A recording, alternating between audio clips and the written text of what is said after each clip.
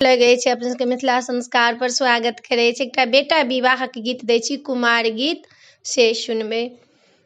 भैया चललन विवाहने आई, बाबा सा आशीष लेवला। भैया चललन विवाहने आई, बाबा सा आशीष लेवला। माथों में मौर छन, नैनों में काजल, माथों में मौर छन, नैनों में काजल, होठवा पर पानों के लाल, बाबा से आशीष लेवला। भैया चललन विवाहन आई, बाबा सा आशीष लेवला। भैया चललन विवाहन आई, बाबा सा आशीष लेवला।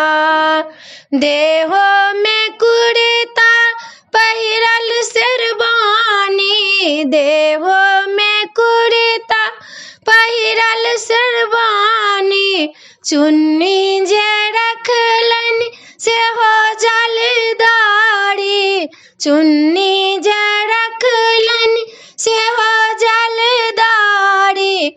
माथों पर चंदन लगाल, बाबा सो आशीष लेवला। भैया चललन विवाहन आई, बाबा से आशीष लेवला।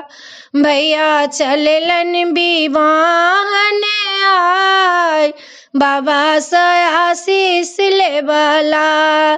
फूलों के माला गम गम गम कने, फूलों के माला गम गम गम पकने, सेंटों के बहे फुहार, अरे बाबा से आशीष लेवला।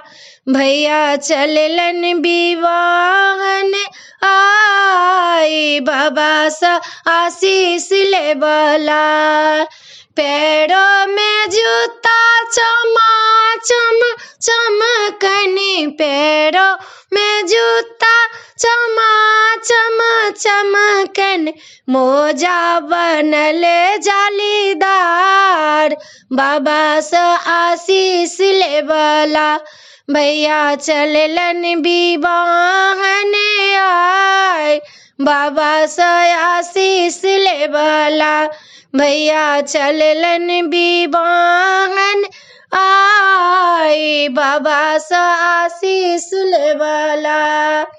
वीडियो में अच्छा अपने सबके ई गीत कुमारक गीत नीक लागत, बेटा विवाह गीत नीक लागत तो चैनल के सब्सक्राइब नहीं करऽ नहीं बिसरबै, जरूर सब्सक्राइब करबै, लाइक करबै, कहबै जरूर। जय मिथिला, जय माता जी।